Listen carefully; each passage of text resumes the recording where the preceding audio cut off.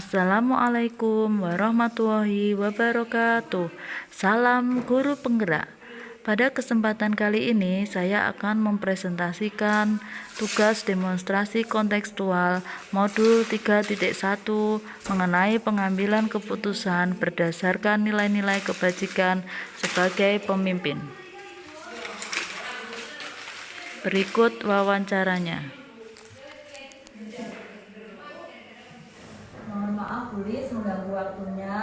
Di sini saya ada tugas, yaitu di dalam kegiatan program guru penggerak saya ada tugas demonstrasi kontekstual, yang mana di sini saya mendapat tugas untuk mewawancarai pemimpin sekolah atau kepala sekolah. Dalam hal ini dengan saya repoti untuk saya berikan beberapa pertanyaan terkait dengan pengambilan keputusan berdasarkan nilai-nilai kebajikan. Sebelum saya menginjak ke pertanyaan, mungkin di sini saya akan mengulas materi yang sudah saya dapatkan, bisa sebagai sharing pulau kalian jenengan, mungkin bisa sebagai acuan pulau kalian jenengan. Jadi yang pertama yaitu mengenai dilema etika Bulis sama rujukan moral. Intinya kalau dilema etika itu yaitu pengambilan keputusan yang berdasarkan nilai benar melawan benar. Sedangkan rujukan moral itu pengambilan keputusan yang berdasarkan nilai benar melawan salah.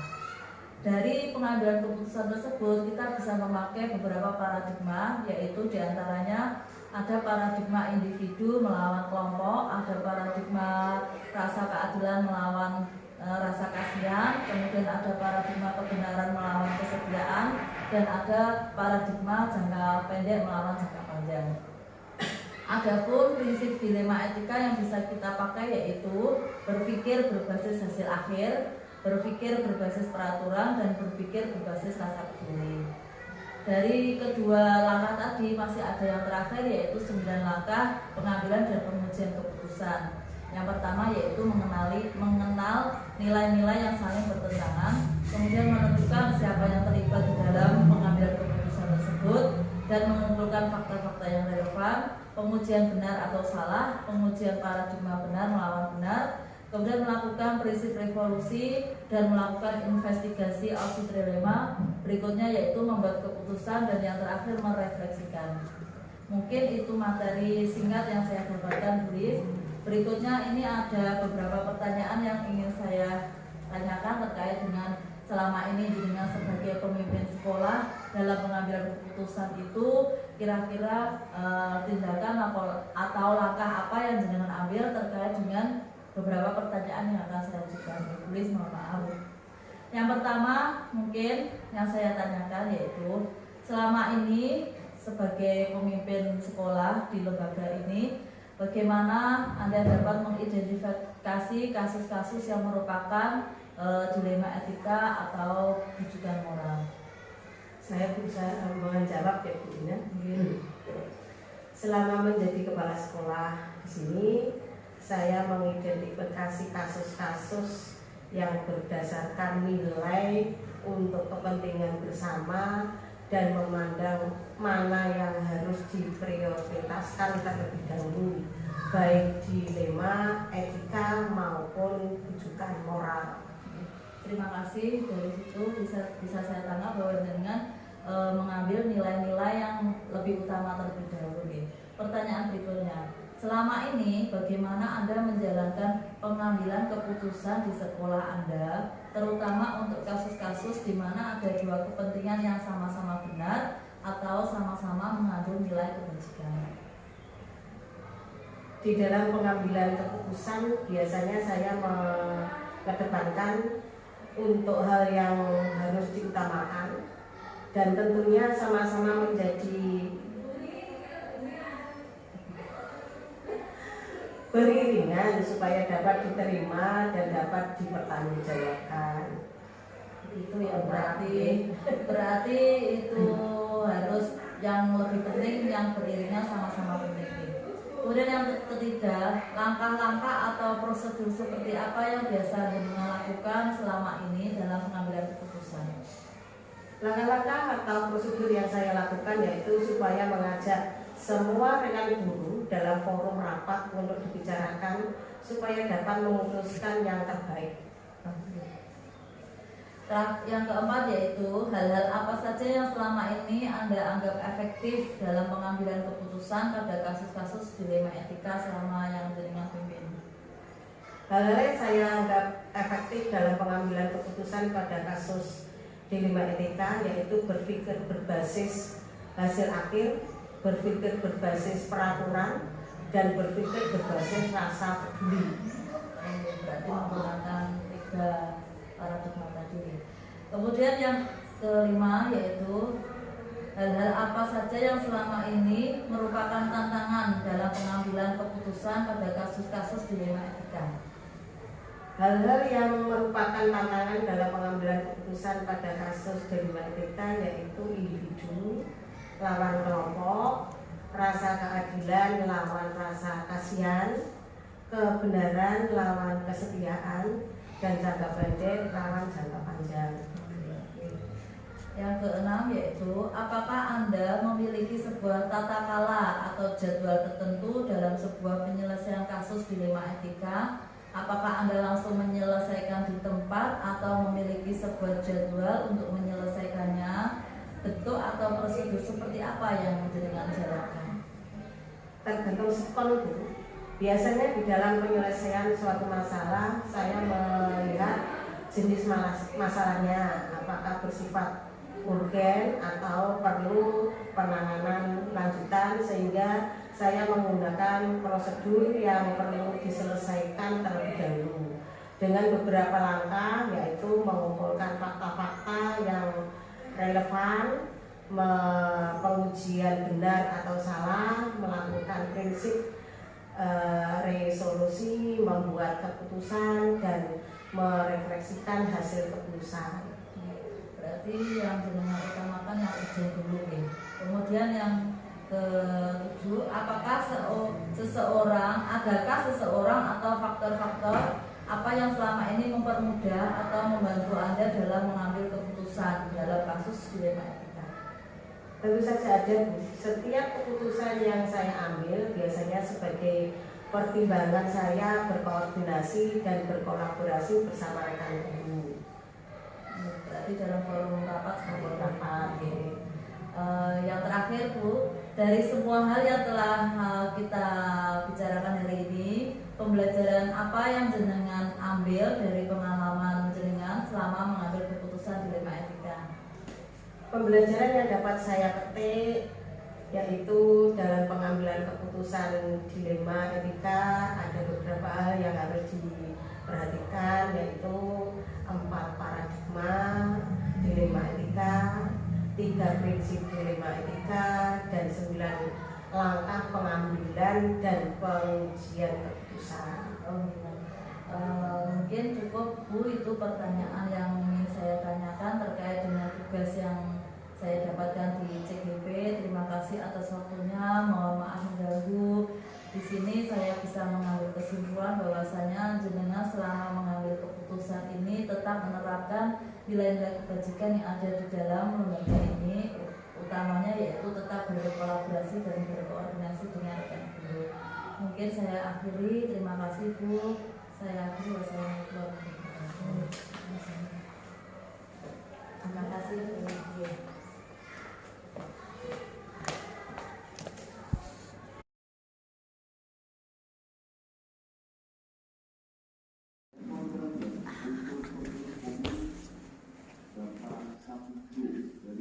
Selamat siang Bu Ikta. Assalamualaikum. Waalaikumsalam. Mohon maaf mengganggu waktunya. Di sini saya ada tugas dari program guru penggerak, di mana tugas saya yaitu mengenai pengambilan keputusan berbasis nilai-nilai kebajikan sebagai pemimpin. Di sini saya ingin memberikan beberapa pertanyaan untuk jenengan, karena tugas saya itu harusnya mengambil 2-3 kepala sekolah. Kebetulan kemarin saya sudah ngobrol-ngobrol sama ibu kepala sekolah saya sendiri, dan hari ini kalian jenengan, mohon maaf mengganggu waktunya. Sebelum menginjak ke pertanyaan Bu, di sini kita hanya sharing Bu, mungkin hanya mengimplementasikan materi yang saya dapatkan selama mengikuti pembelajaran di guru penggerak. Yang Yang pertama yaitu kaitannya dengan dilema etika. Dilema etika itu yaitu pengambilan keputusan yang berdasarkan nilai benar melawan benar. Sedangkan rujukan moral itu suatu pengambilan keputusan yang berbasis benar melawan salah. Kemudian dari pengambilan keputusan itu Bu, ada beberapa langkah yang bisa kita lakukan, yaitu menggunakan paradigma dilema etika. Ada 4. Yang pertama, individu melawan kelompok, kemudian rasa keadilan melawan rasa kasihan, kebenaran melawan kesetiaan, dan jangka pendek melawan jangka panjang. Kemudian ada juga yang kita pakai yaitu menggunakan prinsip dilema etika, yaitu berpikir berbasis akhir, berpikir berbasis peraturan, dan berpikir berbasis rasa peduli. Yang terakhir yaitu pakai 9 langkah, di mana nilai yang pertama yaitu mengenal nilai-nilai yang saling bertentangan. Kemudian yang kedua, menentukan siapa yang terlibat dalam pengambilan keputusan dilema etika. Yang ketiga, mengumpulkan fakta-fakta yang relevan. Yang keempat, dengan melakukan pengujian benar atau salah. Yang kelima, pengujian paradigma benar melawan benar. Dan yang keenam, melakukan prinsip resolusi. Yang ketujuh, menginvestigasi opsi trilema. Yang kedelapan, mengambil keputusan. Dan yang kesembilan, merefleksikan. Mungkin itu paparan singkat dari materi yang saya dapatkan. Adapun di sini ada beberapa pertanyaan yang ingin saya ajukan terkait dengan jenengan sebagai pemimpin di lembaga. Untuk pengambilan keputusan itu kira-kira jenengan memakai langkah-langkah seperti apa? Mungkin yang pertama yang ingin saya tanyakan Bu Nggih, selama ini bagaimana Anda dapat mengidentifikasi kasus-kasus yang merupakan dilema etika atau rujukan moral? Ya Bu Inajura ya, si Bu Inajura selama menjadi kepala sekolah, saya mengidentifikasi kasus-kasus yang ada di sekolah kami, yaitu berdasarkan tingkat kebutuhan. Tingkat kebutuhan dalam mengambil keputusan baik dilema etika maupun rujukan moral. Itu yang kami lakukan di sekolah kami. Terima kasih Bu. Berarti di sini jenengan memilih yang mana yang masuk dilema etika dan yang mana yang masuk rujukan moral. Ya, betul. Kemudian pertanyaan berikutnya Bu, selama ini bagaimana Anda menjalankan pengambilan keputusan di sekolah Anda, terutama untuk kasus-kasus di mana ada dua kepentingan yang sama-sama benar atau sama-sama mengandung nilai kebajikan? Di dalam mengambil keputusan, saya itu menggunakan paradigma dilema etika yang menjadi individu lawan kelompok, rasa keadilan lawan rasa kasihan, kebenaran lawan kesetiaan, jangka pendek lawan jangka panjang. Oke, berarti sudah menerapkan paradigma tadi Bu ya yang ada. Ya, insya Allah sudah kita terapkan di sekolah. Oke, terima kasih, bagus sekali Bu programnya di lembaga jenengan. Kemudian yang ketiga, langkah-langkah atau prosedur seperti apa yang biasa Anda lakukan selama ini dalam pengambilan keputusan tentunya nggih? Langkah-langkah atau prosedur yang saya lakukan yaitu ada menggunakan 9 konsep pengambilan dan pengujian keputusan. Misalnya atau antara lain mengenali nilai-nilai yang saling bertentangan. Yang kedua, menentukan siapa yang terlibat. Yang ketiga, mengumpulkan kata-kata yang relevan. Yang keempat, pengujian benar dan salah. Sedangkan yang kelima, investigasi opsi trilema. Setelah itu kita buat keputusan. Setelah membuat keputusan, yang terakhir kita melihat keputusan dan merefleksikannya. Berarti ada langkah-langkah atau step-stepnya di mana itu sudah tertata rapi sehingga yang terakhir kita tinggal merefleksikan. Ya, seperti itu Bu Inajura. Kemudian pertanyaan yang keempat yaitu langkah-langkah apa yang selama ini jenengan anggap efektif dalam pengambilan keputusan pada kasus-kasus yang jenengan hadapi di lembaga jenengan? Hal-hal yang saya anggap efektif dalam pengambilan keputusan pada kasus dilema etika yaitu berpikir berbasis hasil akhir. Selain itu juga berpikir berbasis peraturan dan juga berpikir berbasis rasa peduli. Jadi tiga-tiganya kita gunakan kita melihat kolaborasi kondisional ya, betul. Oke, karena setiap kasus itu penanganannya beda-beda. Ya. Ada yang kita melihat hasil akhirnya, ada yang kita berdasarkan aturan yang ada di sekolah, Ya, kemudian ada yang kita memutuskan sesuatu karena ada rasa peduli, rasa kasihan, nonton mungkin. Ya, oleh karena itu ketiga-tiganya kita Pakai, gitu, Pakai. digunakan. Oke. Mungkin pertanyaan berikutnya Bu, apakah jenengan memiliki sebuah tata kala atau jadwal tertentu dalam sebuah penyelesaian kasus dilema etika? Apakah jenengan langsung menyelesaikan di tempat atau memiliki sebuah jadwal untuk menyelesaikannya? Bentuk atau prosedur seperti apa yang jenengan terapkan selama ini?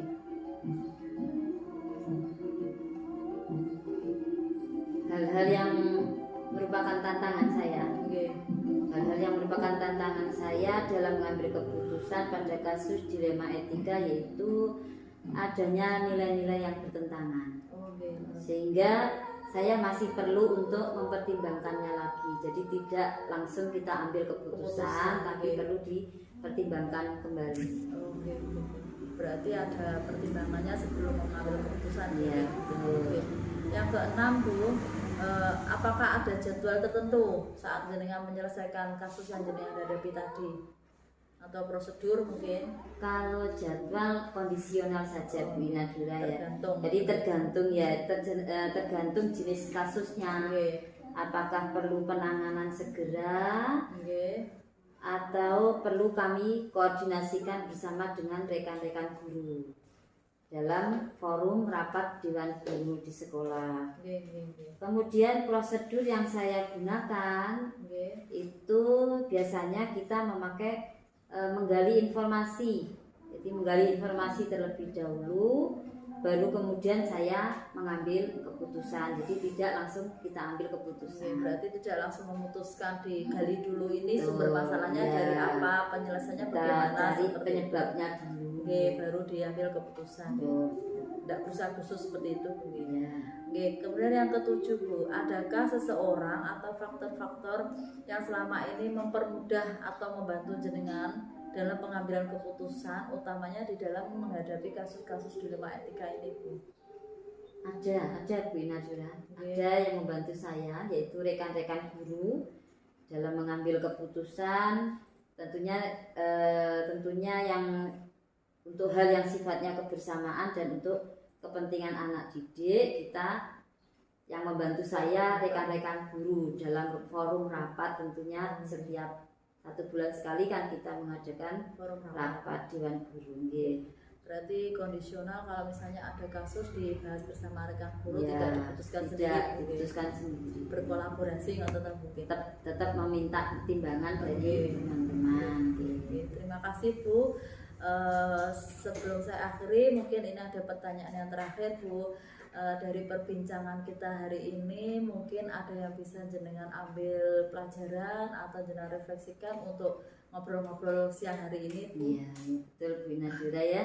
Jadi pembelajaran yang saya ambil dari pembicaraan kita hari ini yaitu bagaimana pengambilan keputusan dapat diterapkan menggunakan 4 paradigma, Oke.